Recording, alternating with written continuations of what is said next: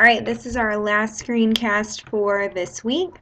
I will show you a quick 6-minute video of me giving the QRI, and then we will wrap up. Here we go.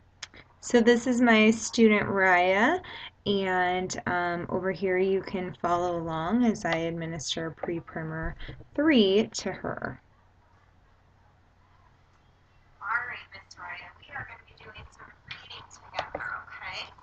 So would you like to read the story Lost and Found or Spring and Fall? All right, so we'll go ahead and do that in a couple of minutes. But before you read, I want to know what you already know about some of the ideas that are going to be in the text that you're reading. So I'm going to ask you a few questions to kind of see what you already know about the topic we're reading, okay? So what does it mean when someone is lost? What does that mean? It's like you're lost and you can't find your family. Okay. And what does it mean when something is found? It means you found your family and you're back together. Okay. What does looking for something mean? You're looking for something that you need. So can you give me an example?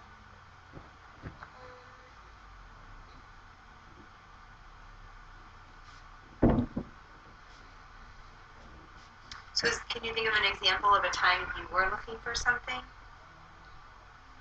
I was looking for a paper that I needed. Did you find that paper? That's good. It was a fortune paper. It was a what? A fortune paper. An important one? I'm sure it was if you were looking for it, huh? Okay. So given that the title of the story we're going to read is Lost and Found, and it includes the ideas of something being lost, something being found, and looking for something, what do you think we might be reading about?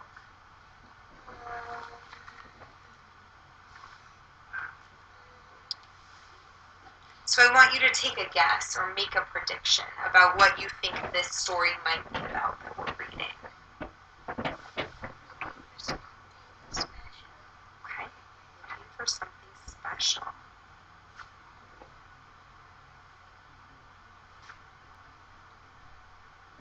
So you now get to show me how you can read on your own, okay? We'll see how well I'm able to see what reading level you're kind of at. So my job is to make sure that you are remembering all of the things you're reading as a reader.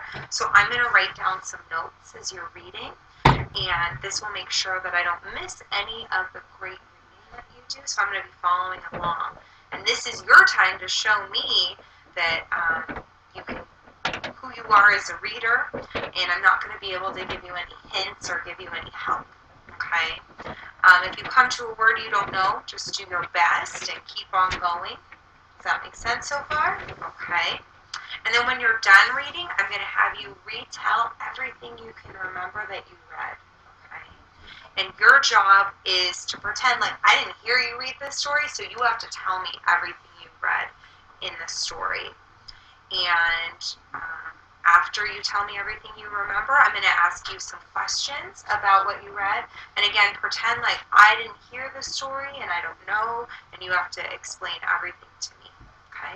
Do you have any questions about what we're going to be doing? No? Okay, so you're ready to do some reading?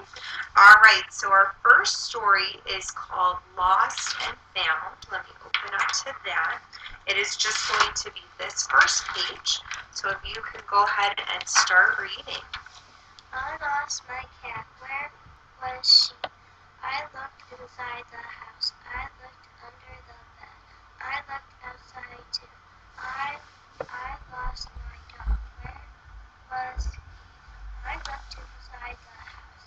I looked under the bed. I looked outside too. I found my cat. I found my dog. Where were they? They were in the same place. They right. So now you have to tell me everything you remember reading about.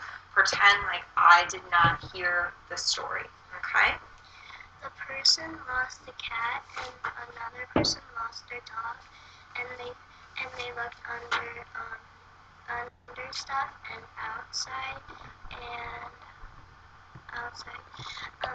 And then they found their cat and dog, and they were in the same place, and they were under the table. All right. And lastly, I'm going to ask you 5 questions about this story you read. So what did the person in the story lose? The cat and dog. Okay. And what else did the person in the story lose? Well, you already told me both things, right? So those were the 2 things they lost. All right. Where did the person in the story look? Give me just one place, okay? Where was one place they looked? Outside. Okay. Where was the second place they looked? Under things. Do you remember what specifically they looked under? No. Okay. And then where did they end up finding the dog and cat? Under a table. Is that where you found your important papers? Under the table? No. No. Okay. All right. How did you feel about reading that story? Did you have any trouble with any of the words? Some? Just One? What word did you have a problem with? It was that one too. Yeah, but you ended up getting through it, right? And were you able to tell me all about what you read? Yeah. All right. Excellent work. Thank you so much for reading with me. All right, there you have it. It's pretty straightforward. In about 6 minutes, I was able to do the first assessment with her. And since she scored independent for the miscues and independent for the comprehension, I went on to give her the primer level, which actually showed 1, 2, 3, 4, 5 miscues, which would place her in instructional. And then she got all but 1 question right, which placed her in instructional there. So that I was able to find was her true instructional level. So hopefully it helped to see it in action.